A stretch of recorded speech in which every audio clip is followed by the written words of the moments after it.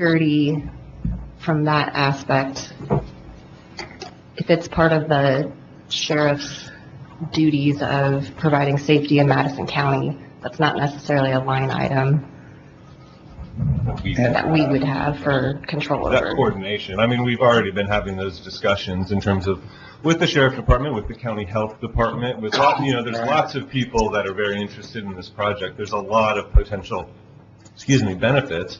Infrastructure, transportation is one way we're looking at this. Health is another big one. So there's a lot of pieces to the puzzle. Well, I've heard this is going on for 5 years.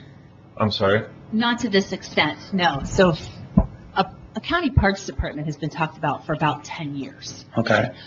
As far as the White River corridor, that's happened since December of last year. So it started big and it's filtered into this project where we are now.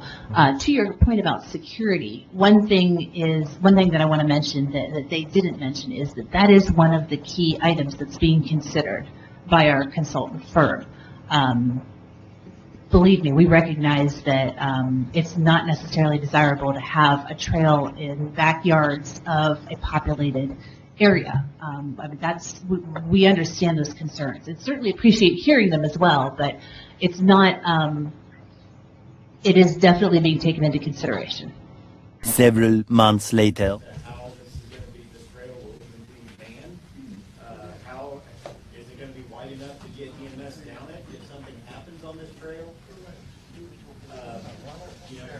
My little bit of concern is how's it going to be funded after ARPA's all spent? Madison County doesn't have a flow of tax income that Hamilton County does. So how are we going to pay for this? Would you like to address that? Well, I can only address that from the standpoint of the sheriff's department. We've not been contacted or seen any type of plan of how this is, but that would be our concerns. We had an issue, an emergency out there, is getting vehicles out to that location.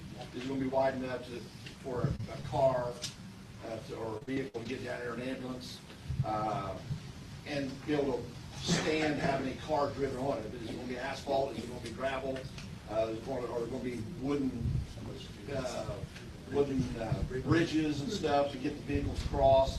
So those are some of our concerns. And I know this is all preliminary on the planning stages of this whole thing, so I'm sure they'll be addressed at some point in time. But at this point in time, our department has not been contacted about that part of the plan.